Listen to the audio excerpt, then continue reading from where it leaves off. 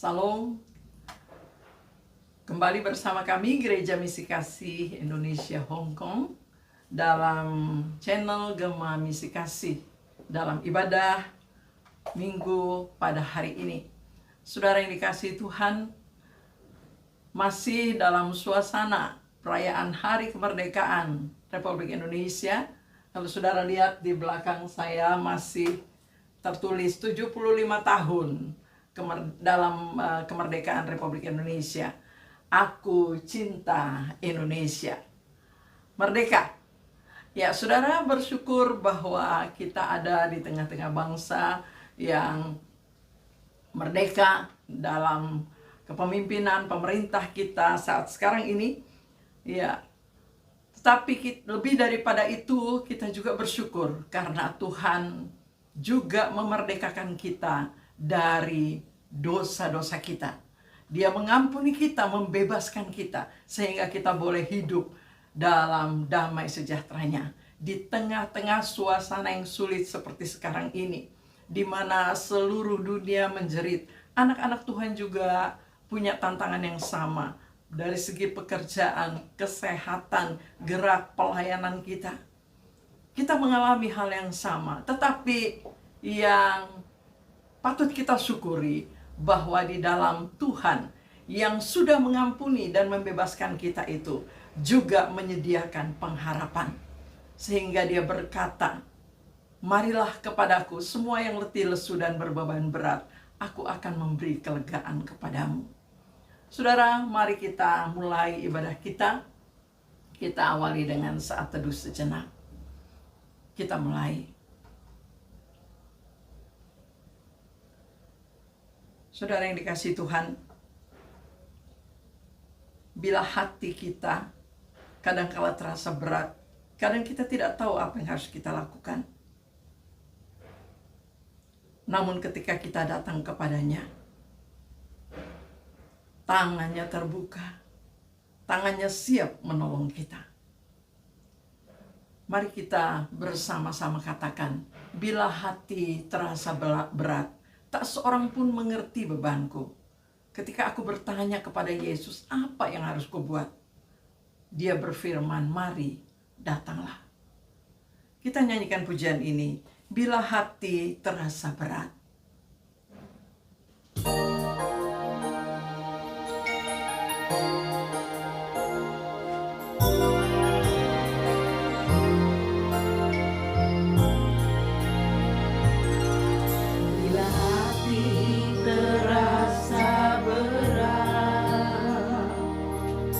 Seorang pun mengerti aku, ku tanya Yesus, apa yang harus ku buat? Dia berfirman, mari datanglah. Dia selalu medulikan aku. Ku datang Yesus, Dia pikul segala bebanku. Sujud di altarnya, ku bawa hidupku.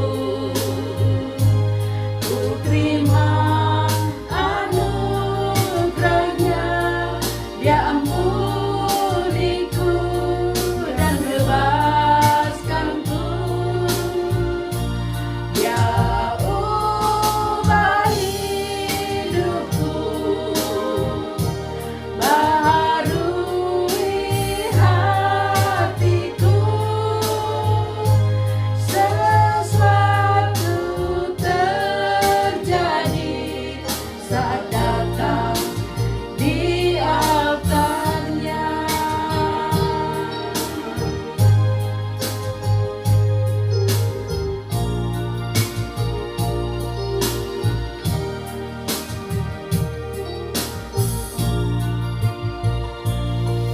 Bila hati terasa berat,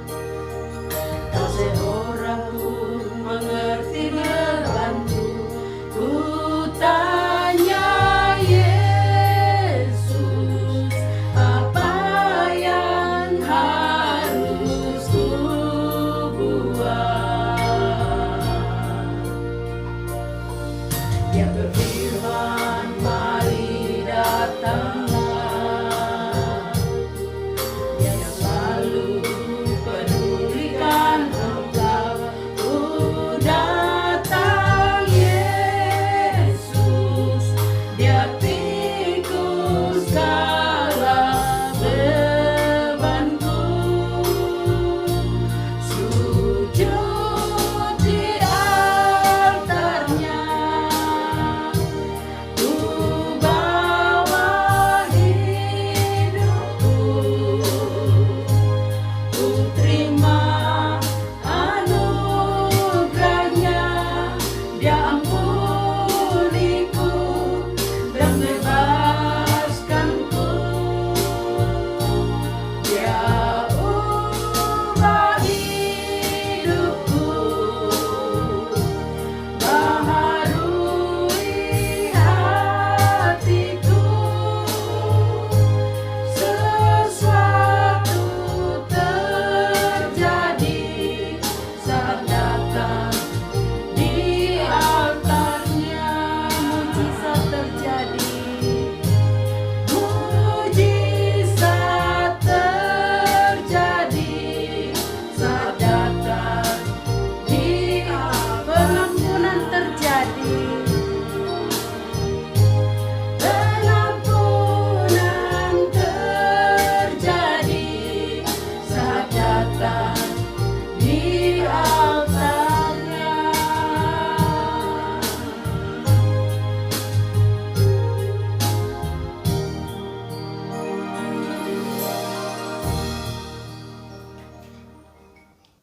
Jemaat Tuhan, kita akan masuk dalam ibadah kita pada saat ini dan kita akan masuk dalam fotum dan salam.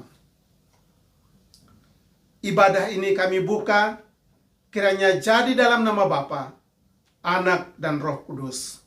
Tuhan memberkati jemaat Tuhan sekalian. Amin. Mari kita membaca nats pembimbing dari Kolose pasal 1 ayat yang ke-21 dan 22. Kolose 1 ayat 21 dan ayat yang ke-22.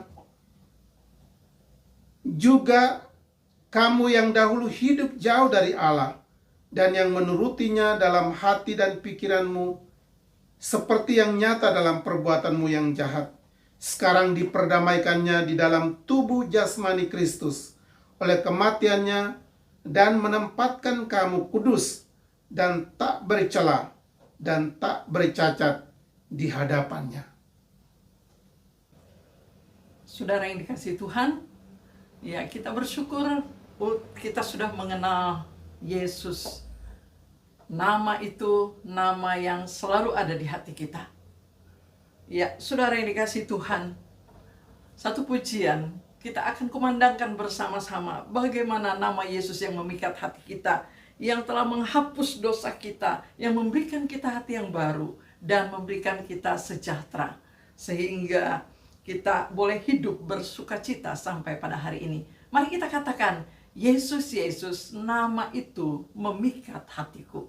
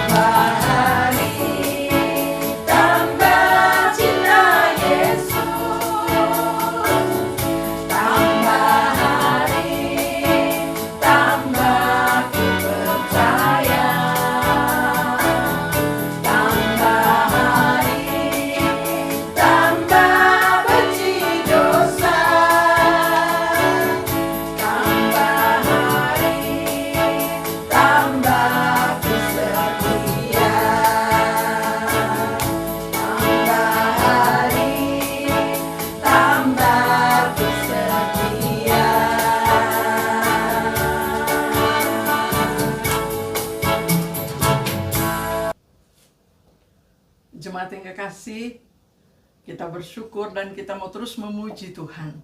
Allah yang menciptakan langit dan bumi ini, tetapi Allah yang juga menyatakan diri di dalam Yesus Kristus Tuhan dan Juru Selamat kita. Kita mau katakan, langit dan bumi, pujilah Tuhan. Ku puji, ku sembah Yesus Tuhan dan Rajaku. Mari kita sama-sama mengatakan, langit dan bumi, pujilah Tuhan.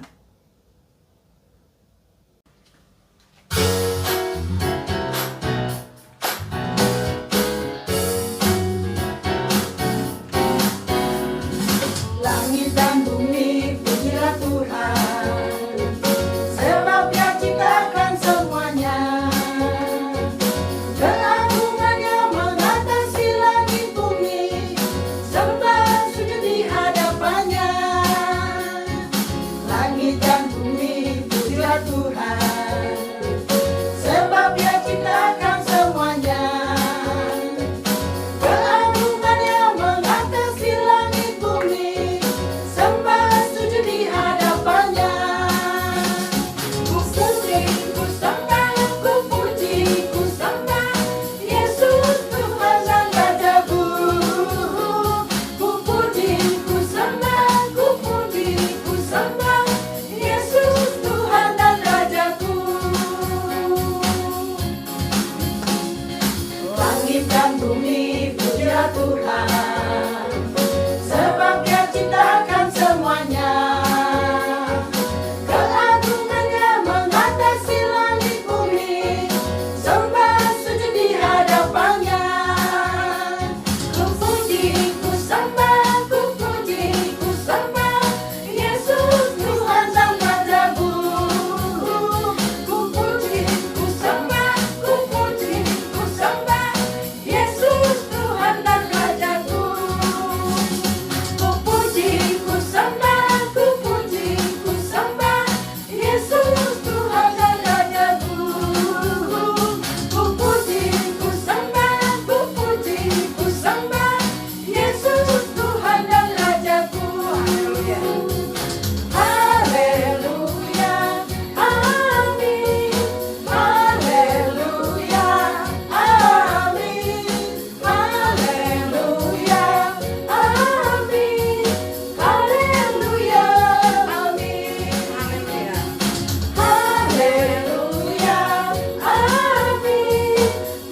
Haleluya, amin.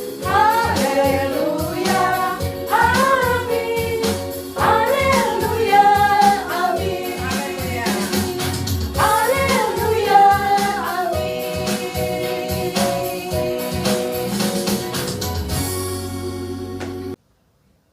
Jemaat yang dikasihi Tuhan, kita akan melanjutkan puji-pujian kita dengan Mazmur kita.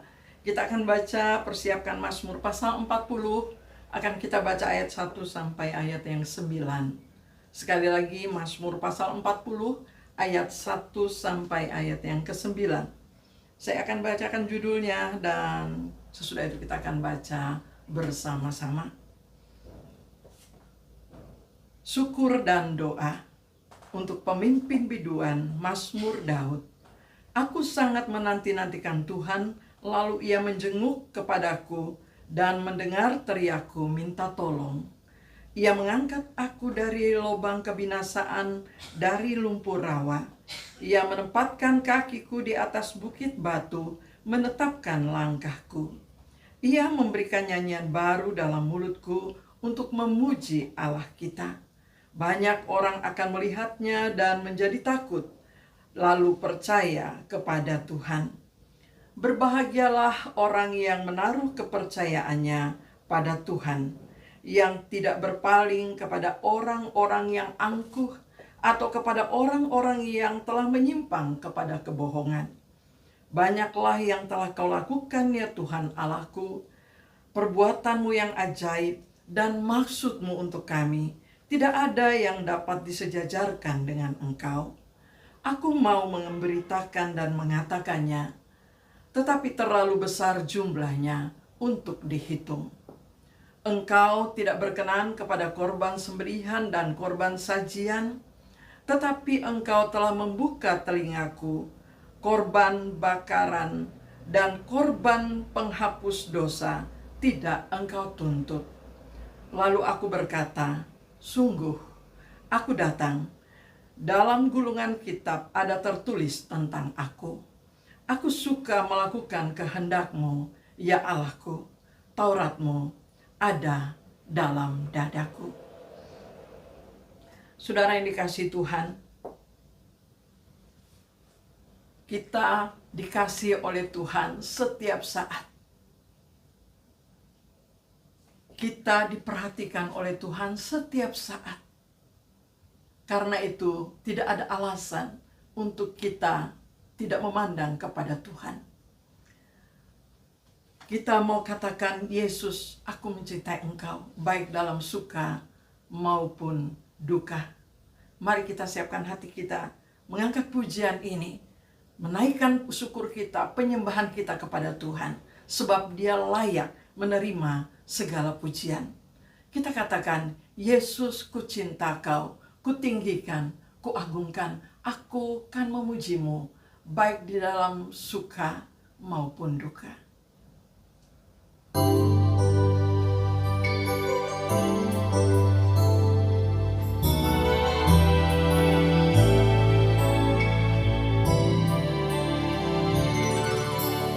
Yesus, ku cinta Kau, ku tinggikan, ku agungkan.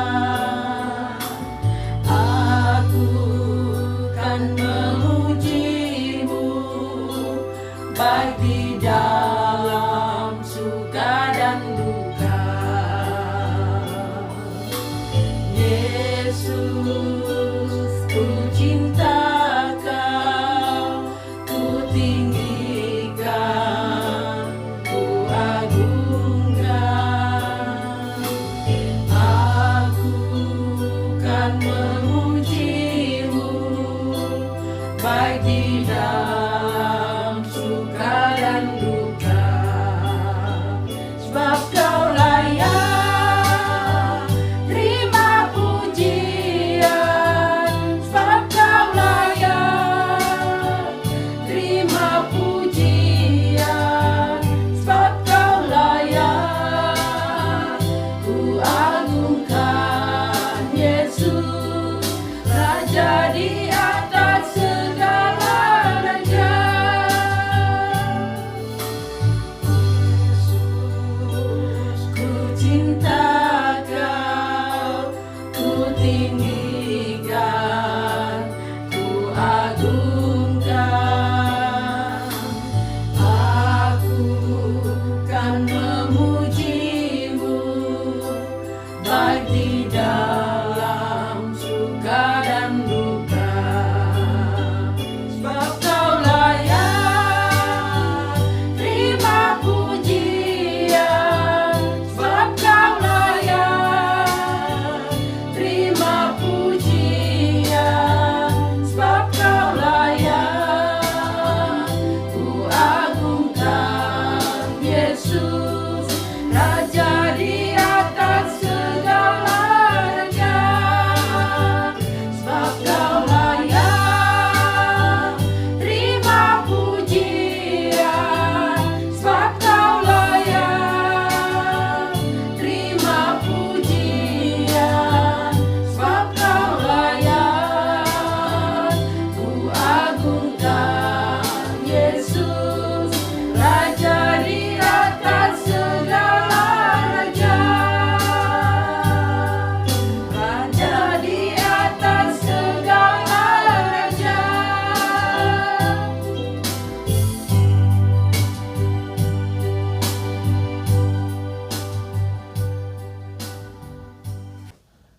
Shalom jemaat Tuhan sekalian.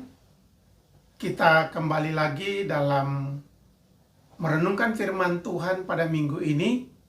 Kita bersyukur Tuhan masih beri kita kesempatan, masih kita bisa bertemu kembali melalui channel ini untuk kita dapat mendengarkan firman Tuhan bersama-sama yang menjadi kekuatan bagi kita di dalam menjalani berbagai persoalan saat ini. Untuk itu sebelum kita masuk dalam membaca dan merenungkan firman Tuhan, Saya ajak mari kita berdoa bersama-sama. Kita berdoa.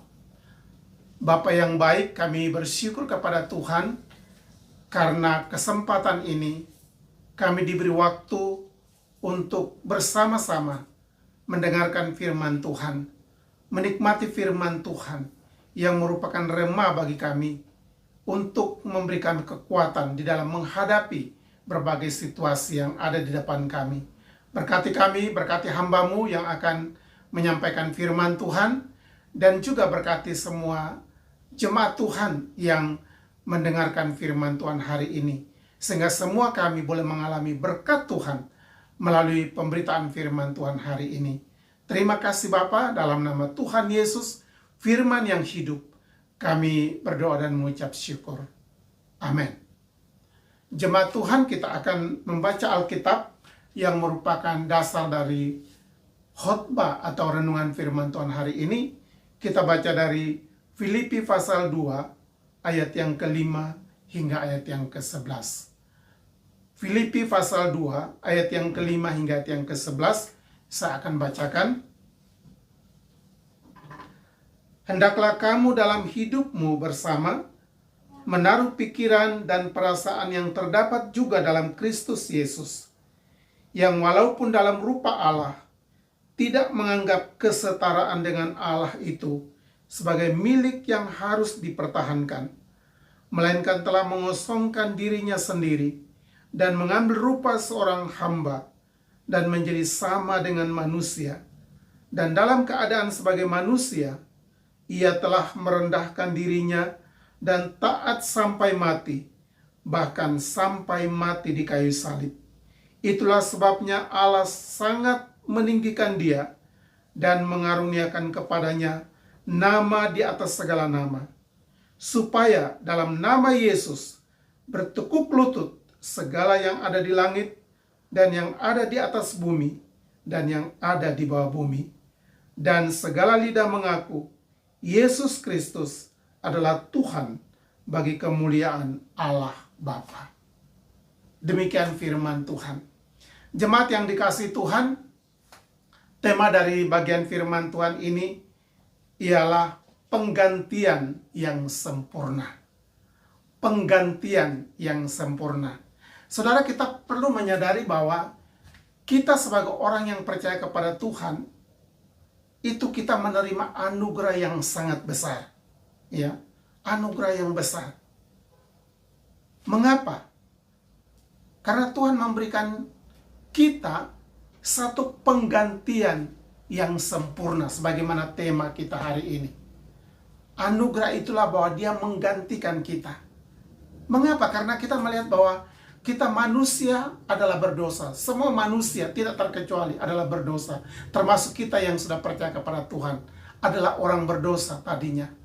Tetapi bagaimana Yesus yang kita percaya itu, dia datang ke dalam dunia, dia menyerahkan dirinya mati di kayu salib untuk menggantikan kita. Sehingga kita yang tadinya orang berdosa, yang harus dihukum, yang harus binasa, diselamatkan olehnya. Maka kita memperoleh penggantian yang sempurna di sini. Walaupun kita dapat mengetahui bahwa sampai dengan saat ini kita seringkali mendengar orang-orang yang tidak mengenal Tuhan, mereka menghina akan penyaliban Kristus dengan mereka mengatakan tiang jemuran dan sebagainya, dan berbagai hal yang mereka lakukan.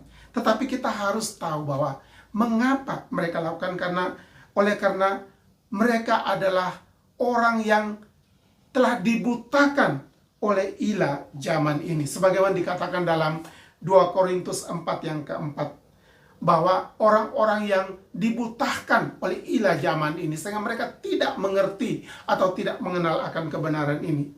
Sehingga hal yang sama juga dikatakan di dalam Wahyu 3 yang ke-17 bagian B, di situ dikatakan, dan karena engkau tidak tahu bahwa engkau melarat, engkau malang, engkau miskin, engkau buta dan telanjang. Nah, inilah keberadaan orang yang berdosa. Dia tidak tahu, tetapi dia selalu menghina akan pengorbanan Kristus. Dan sedangkan pengorbanan Kristus di Golgota adalah satu penggantian yang Yesus lakukan untuk kita. Dan itu yang saya katakan tadi, itulah penggantian yang sempurna. Nah, untuk memahami tentang penggantian yang sempurna ini, kita akan melihat beberapa hal.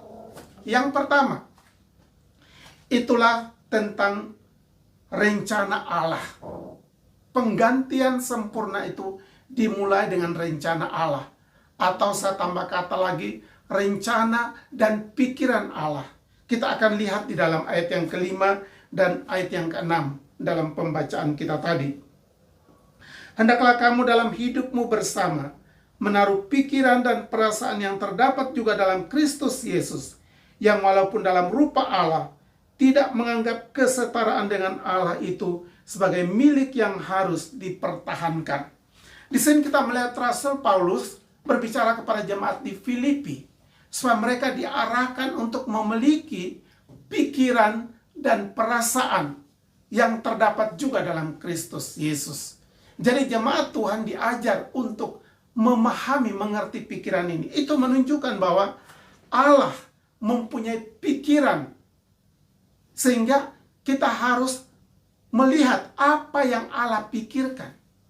Nah, kalau berbicara tentang pikiran Allah, itu sebetulnya sudah, atau pikiran Allah dalam pengertian tentang rencana penggantian ini. Jadi saya fokuskan pikiran Allah itu tentang penggantian. Sebagaimana Yesus datang untuk menyelamatkan manusia berdosa, untuk menggantikan kita. Itu ada dalam pikiran Allah. Dan pikiran Allah ini dimulai di dalam perjanjian lama. Kita akan melihat dalam kisah tentang Abraham mempersembahkan anaknya dalam Kejadian pasal 22. Di situ dijelaskan bagaimana Tuhan membuat satu penggantian. Dan penggantian itu dimulai dengan firman Tuhan kepada Abraham. Dikatakan dalam Kejadian 22 ayat yang kedua, firman-Nya, ambillah anakmu yang tunggal itu, yang engkau kasihi, yakni Ishak. Pergilah ke tanah Moria dan persembahkanlah dia di sana sebagai korban bakaran pada salah satu gunung yang akan kukatakan kepadamu. Nah, saudara, kita melihat di sini tentang kalimat perintah Tuhan kepada Abraham. Dia berbicara tentang anak yang tunggal. Ya. Apa yang dapat kita mengerti tentang anak yang tunggal ini? Sedangkan pada waktu itu Abraham mempunyai total seluruhnya 7 anak. Hagar 1, Keturah 5. Tetapi untuk Ishak, dia menyebutkan anak yang tunggal. Mengapa? Kalau kita mau mengerti, itu berarti dari sekian banyak anak, tapi anak perjanjian hanya satu, itulah Ishak, yang satu-satunya. Ya.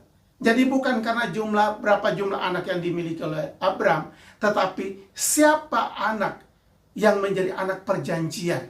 Ya. Itulah Ishak. Maka disebut anak yang tunggal, artinya yang satu-satunya yang masuk dalam perjanjian Allah. Lalu dikatakan anak itu dikasih oleh Abraham. Nah, kalau dikasih oleh Abraham, apakah Allah tidak mengasihi? Tentu Allah juga mengasihi Ishak ini.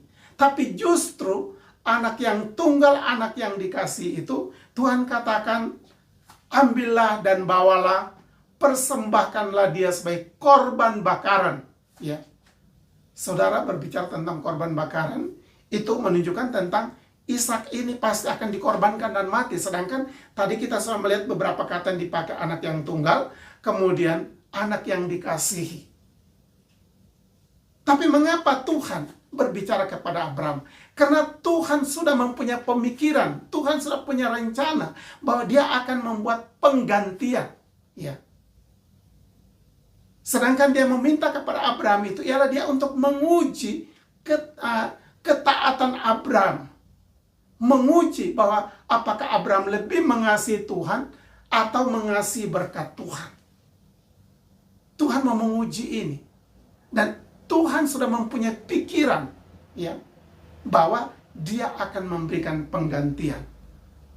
Itulah sebabnya kalau kita melihat kisah itu, pada waktu Abraham dengan Ishak, lalu kedua bujang mereka berjalan 3 hari dalam perjalanan menuju ke tempat di mana Abraham akan mempersembahkan anak. Lalu setelah dekat dengan tempat itu, Abraham berkata kepada kedua bujangnya, tinggallah di sini, saya dengan anak ini kami akan pergi ke sana untuk berdoa. Setelah itu kami akan kembali. Lalu pada waktu mereka berjalan, Ishak menanyakan, "Bapak, di sini ada kayu, di sini ada api. Di mana anak domba yang akan dipersembahkan?" Ya. Mengapa Ishak bertanya demikian? Karena dia tahu Abraham selalu mempersembahkan korban bakaran, pasti ada domba. Tapi sekarang semua alat tersedia, sedangkan domba tidak ada. Tapi kita melihat jawaban Abraham di sini menarik. Abraham katakan, Tuhan akan menyediakan. Ya. Tuhan akan menyediakan. Nah, perkataan Abraham inilah menunjukkan iman. Ya. Karena Allah tahu bahwa Allah akan menyediakan. Abraham tidak tahu bahwa Allah akan menyediakan, tapi Abraham hanya punya iman. Itulah dia katakan bahwa Tuhan akan menyediakan. Karena apa? Iman adalah dasar dari segala sesuatu yang kita harapkan. Tentu inilah harapan Abraham.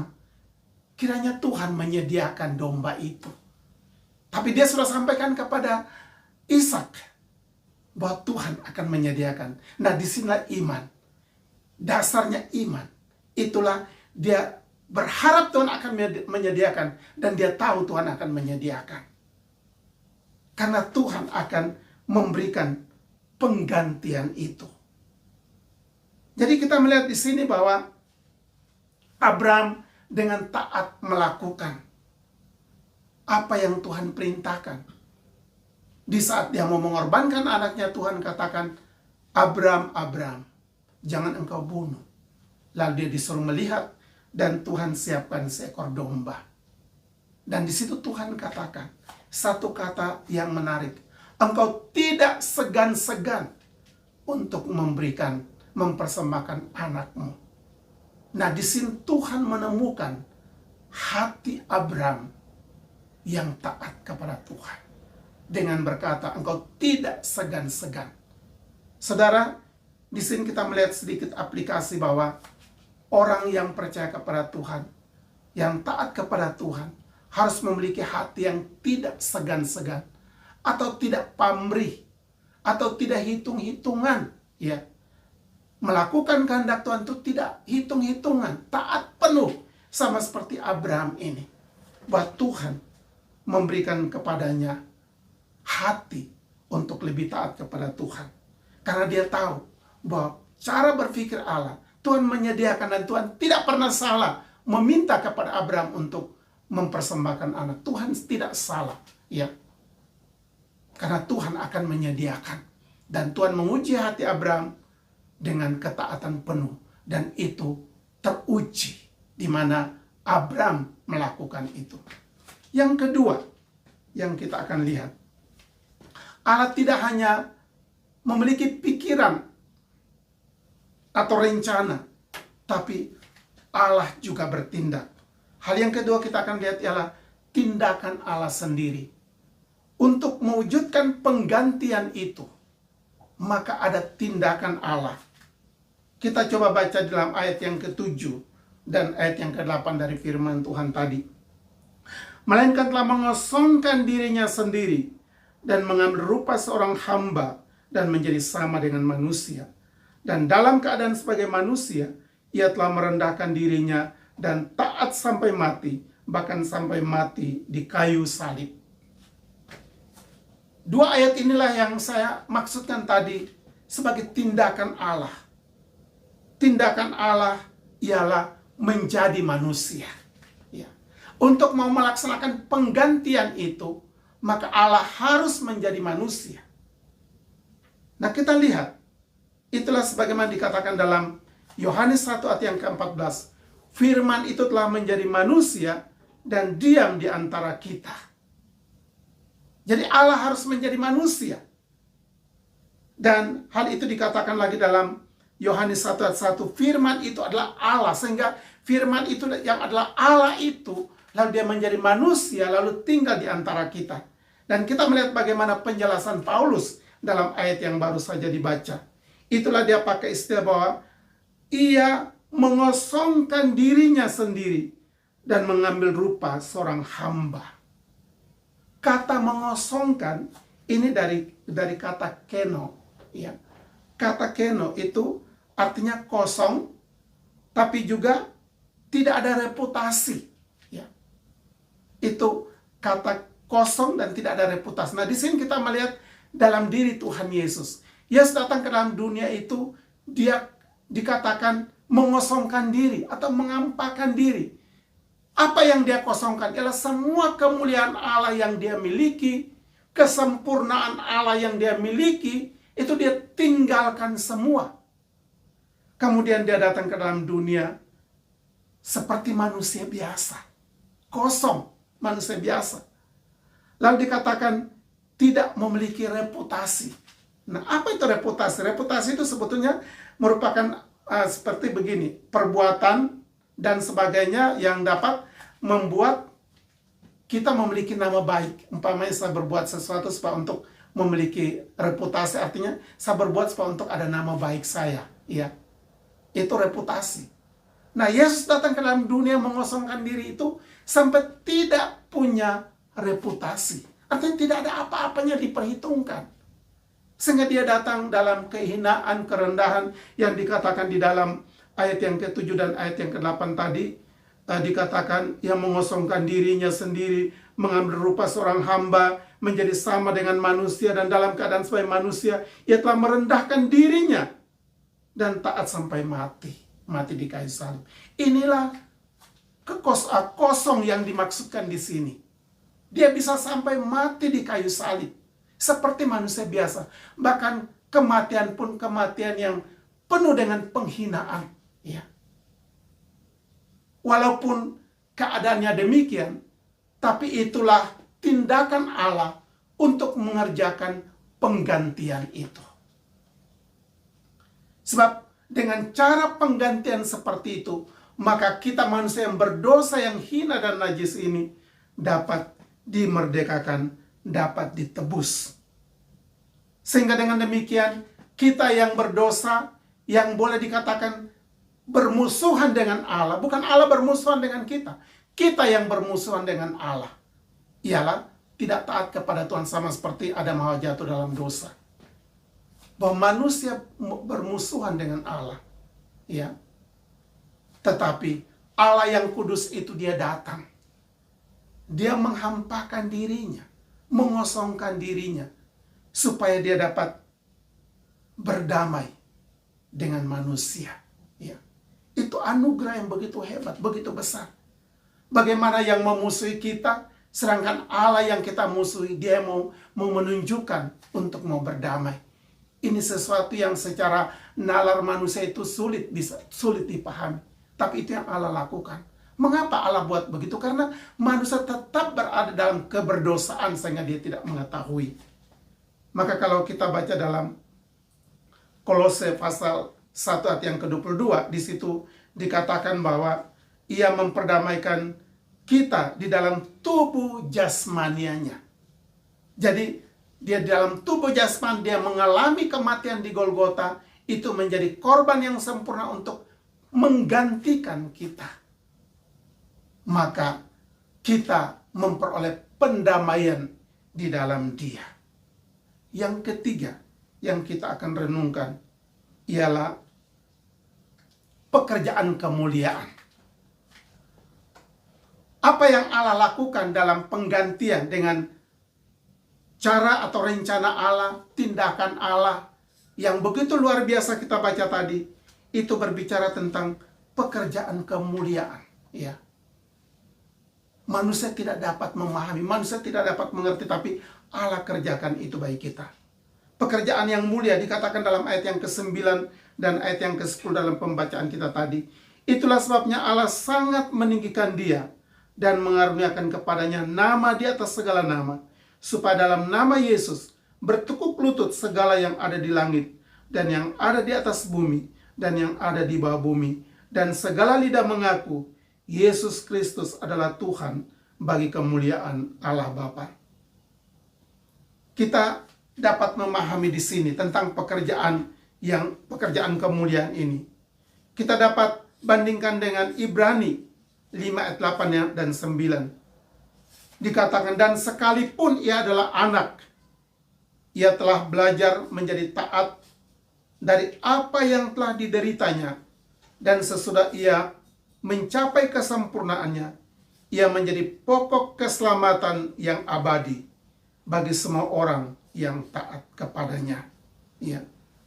Kita melihat inilah ketaatan yang dilakukan oleh Yesus, yang bagi Allah itu satu kemuliaan.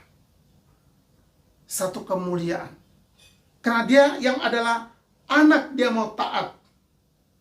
Bahkan dengan ketaatannya itu akhirnya menjadi pokok keselamatan abadi. Ya. Artinya apa? Dengan apa yang Yesus lakukan itu, satu keselamatan yang dia kerjakan tidak terbatas waktu, tidak terbatas jumlah orang, tidak terbatas pada zaman tertentu, tidak terbatas pada orang tertentu, tapi kepada semua orang yang percaya, pada semua generasi, pada semua zaman, dapat mencakup seluruhnya. Sehingga dikatakan menjadi keselamatan abadi bagi semua orang yang taat kepadanya. Jadi sampai hari ini, bahkan waktu yang akan datang sebelum Yesus datang kembali, keselamatan ini masih berlaku bagi siapa saja yang mau percaya. Tuhan tidak batasi keselamatan itu pada waktu tertentu, atau kepada orang tertentu, kepada suku tertentu, kepada bangsa tertentu, tetapi kepada semua orang tanpa batas.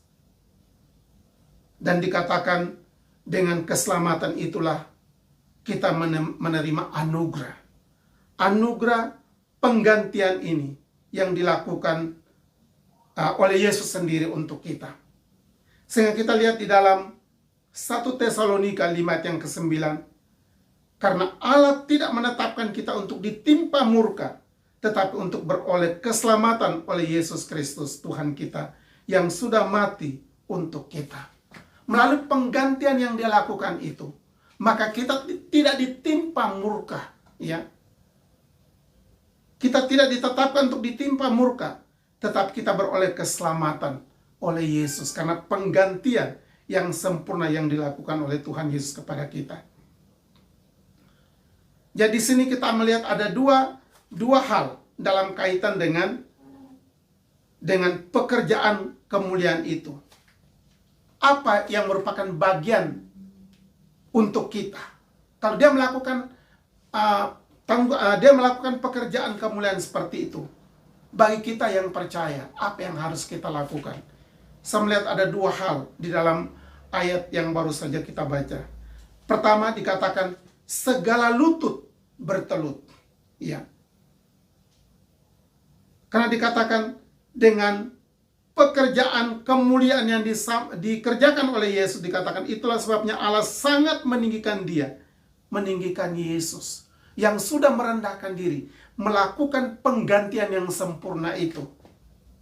Maka dikatakan dia sangat ditinggikan dan mengaruniakan kepadanya nama di atas segala nama. Saudara, kita harus tahu nama Yesus adalah nama di atas segala nama. Ya. Nama yang agung, nama yang mulia, nama yang menyelamatkan, nama di mana di dalamnya iblis pun tidak bisa bertahan. Nama di atas segala nama. Di saat saudara menyebut nama Yesus, maka saudara akan mendapatkan kekuatan rohani yang luar biasa. Oleh karena itulah nama Yesus, nama di atas segala nama. Dan akibat nama itu, maka ada dua sikap orang percaya yang dikatakan di sini. Segala lutut bertelut. Ya. Artinya apa? Artinya berbicara tentang sikap percaya, tunduk, taat, dan menyembah. Ya. Kalau dikatakan setiap lutut bertelut, artinya dimulai dengan orang yang percaya. Harus dia percaya akan pengorbanan Kristus. Dia percaya bahwa Yesus sudah menggantikan dia dengan sempurna. Dia percaya akan karya Tuhan Yesus yang agung itu. Maka dikatakan dia akan bertekuk lutut, segala lutut bertelut. Dimulai dengan sikap percaya, dia akan tunduk, taat, dan menyembah kepada Tuhan.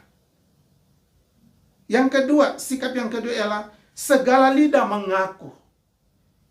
Ini berbicara tentang sikap percaya yang membawa kepada pengakuan bahwa Yesus Kristus adalah Tuhan bagi kemuliaan Allah Bapa.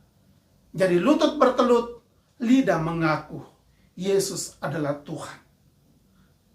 Pertanyaannya, bagaimana supaya orang bisa bertekuk lutut dan bagaimana supaya mereka bisa memiliki pengakuan iman percaya kepada Tuhan? Itulah tugas yang harus kita lakukan. Ingat, sesudah Yesus datang ke dalam dunia, dia sudah mengerjakan karya penggantian yang sempurna dengan mati di kayu salib. Lalu dia memberikan perintah kepada para murid, kemudian kepada orang percaya, untuk pergi memberitakan Injil. Pergi memberitakan nama Yesus, nama di atas segala nama itu. Dan melalui nama itu, bagi orang yang percaya kepadanya, akan diselamatkan. Dan inilah tugas kita.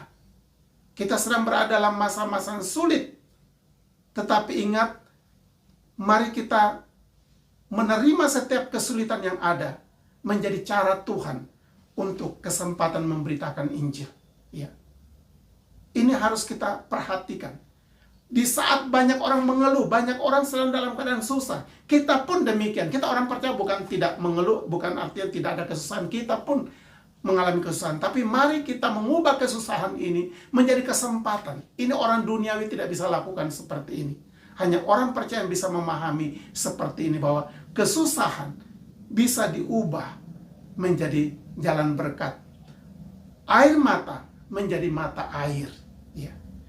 Penderitaan, pergumulan, kesusahan saat ini menjadi kesempatan kita memberitakan Injil, membagi kasih Kristus, sehingga membawa orang untuk bertekuk lutut dan menyebut, memberikan pengakuan Yesus adalah Tuhan, karena dia adalah satu-satunya Tuhan yang menyelamatkan kita. Dia sudah melakukan pekerjaan penggantian dengan sempurna, mati di kayu salib untuk menggantikan kita. Dan inilah berita yang hidup itu. Mari kita beritakan kemuliaan, mari kita beritakan anugerah keselamatan ini kepada semua orang. Kiranya Tuhan memberkati. Mari kita berdoa. Bapa, kami berterima kasih untuk firman Tuhan, untuk berita kebenaran ini, bahwa Yesus satu-satunya yang mengerjakan pekerjaan penggantian yang sempurna untuk kami, sehingga kami yang berdosa diselamatkan, dan kami diperhitungkan sebagai orang-orang yang benar di hadapan Tuhan. Terima kasih Bapa. Berkati firman Tuhan, berkati setiap saudara yang mendengarkan firman Tuhan ini. Di dalam nama Tuhan Yesus, kami berdoa. Amin. Saudara yang dikasihi Tuhan, kita bersyukur sudah mendengarkan akan firman Tuhan. Mari kita berdoa bersama. Bapa kami yang ada dalam kerajaan surga, kami bersyukur kami boleh mendengarkan akan firman-Mu. Kami memuji Tuhan Allah yang terus mengajari kami dan mengingatkan kami akan kehendak-Mu, akan jaminan-Mu, akan perkataan-Mu. Bapa, kami datang kepadamu, kami ingin mendoakan bangsa kami saat ini. Bangsa yang baru saja memperingati 75 tahun kemerdekaannya. Kami memberkati pemerintah yang ada, Bapak Presiden kami Joko Widodo. Engkau memberkati semua aparat pemerintah dari kota sampai ke desa. Kami berdoa Tuhan Engkau memberkati mereka semua dalam tanggung jawab yang ada. Sehingga dalam masa-masa sukar seperti ini, biarlah Tuhan memberi hati untuk kami semua rela berbuat lebih untuk kami mengasihi bangsa kami. Kami berdoa biarlah semua sikap yang kami tunjukkan, menunjukkan dukungan kami atas pemerintah kami, atas bangsa kami, sehingga semakin tercipta akan kondisi yang sejahtera. Kami berdoa berkati pemerintah dalam menanggulangi masa sukar ini, baik dari segi kesehatan, dari segi bangsa, dari segi kesehatan masyarakat, juga untuk ekonomi bangsa, juga untuk relasi dengan bangsa-bangsa lain. Kami berdoa semua pergumulan pemerintah kami topang, kami bawa kepada Tuhan. Tuhan mengasihi bangsa kami, Tuhan memberkati bangsa kami. Terima kasih Tuhan, terima kasih banyak. Kami berdoa juga saat ini untuk gereja-gereja Tuhan yang ada, baik kami yang ada di Hong Kong ini. Engkau memberkati, Engkau menolong, baik gereja-gereja yang berbahasa Indonesia maupun juga gereja lokal Hong Kong. Tuhan berkati. Dalam masa sukar seperti ini kami rindu gereja hadir memberikan sejahtera, gereja hadir untuk sungguh menyatakan kasih Allah kepada dunia ini, kepada orang-orang yang begitu sangat membutuhkan kasih-Mu Tuhan. Terima kasih Tuhan Yesus. Terima kasih, berkati semua pergumulan gereja-gereja Tuhan melewati masa sukar ini. Kami berdoa juga untuk gereja-gereja yang ada di Indonesia. Kiranya Tuhan juga menolong, Tuhan memberkati senantiasa, sehingga gereja juga boleh tampil sebagai terang Tuhan bagi jemaat Tuhan untuk boleh menguatkan, tetapi juga bagi orang-orang di sekitar masyarakat Indonesia pada umumnya. Tuhan terima kasih, kami serahkan semuanya ke dalam tangan Tuhan. Terima kasih Bapa, kami berdoa menyerahkan pergumulan bangsa ini ke dalam tangan Tuhan. Akhirnya kami juga mau berdoa saat ini menyerahkan persembahan kami. Tuhan memberkati apa yang dapat kami berikan kepadamu. Kami mohon anugerah Tuhan atas hidup kami, atas kerja kami, atas pelayanan kami, sehingga senantiasa dicukupkan oleh Tuhan. Terima kasih Tuhan. Terima kasih banyak Bapa. Kami memberkati juga semua orang yang kami kasihi, kaum keluarga kami, dimanapun mereka berada. Mereka yang sudah keluar masuk harus bekerja, atau mereka yang bekerja dari rumah, mereka yang juga masih anak-anak yang masih sekolah. Kami memberkati mereka semua. Tuhan tolong, sukacita Tuhan, keamanan dari Tuhan, perlindungan Tuhan ada atas mereka semua. Terima kasih banyak Bapa. Terima kasih banyak Tuhan Yesus. Kami mau mengucap syukur, memuji Tuhan, dan kami menyerahkan doa-doa kami di dalam nama Tuhan Yesus, Tuhan dan Juru Selamat kami yang sudah mengajar kami berdoa.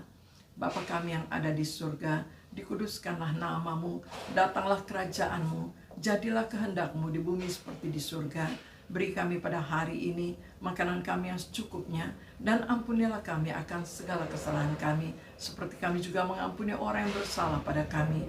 Janganlah membawa kami ke dalam pencobaan, tetapi lepaskanlah kami daripada yang jahat. Karena Bapa yang punya kerajaan dan kuasa dan kemuliaan sampai selama-lamanya. Amin.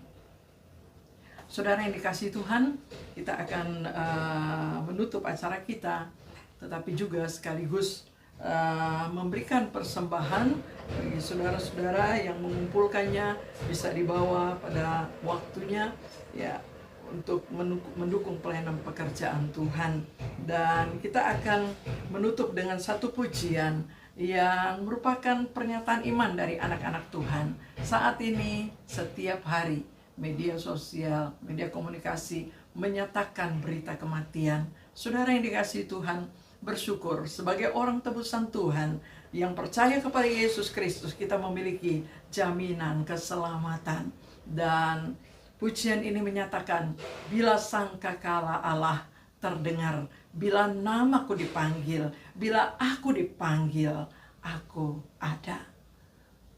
Mari kita menyanyikan dengan penuh sukacita sebagai pernyataan iman kita bila zaman ini lalu.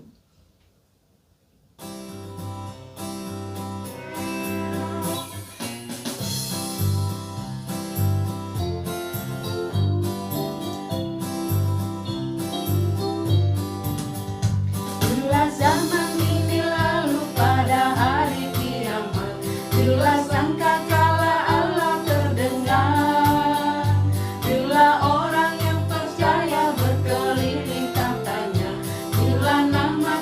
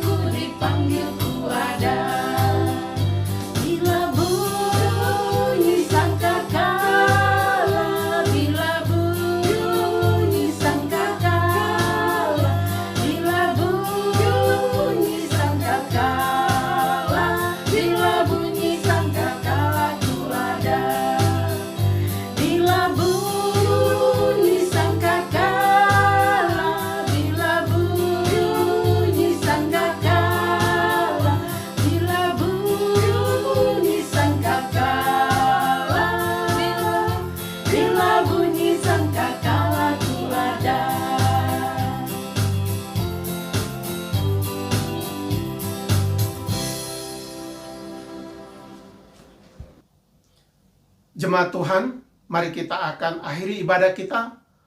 Pulanglah dalam damai sejahtera Tuhan, arahkanlah hatimu dan terimalah berkat-Nya.